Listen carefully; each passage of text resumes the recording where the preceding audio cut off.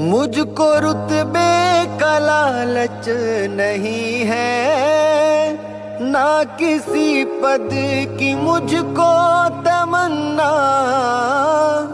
क्या करूँगा नगर सेठ बनकर, मुझको सेवक तुम्हारा है बनना।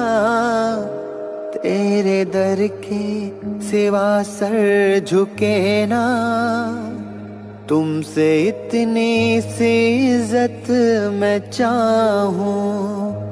जब भी लूं मैं जन्म इस जहां में, दास बनकर तुम्हारा ही आऊं।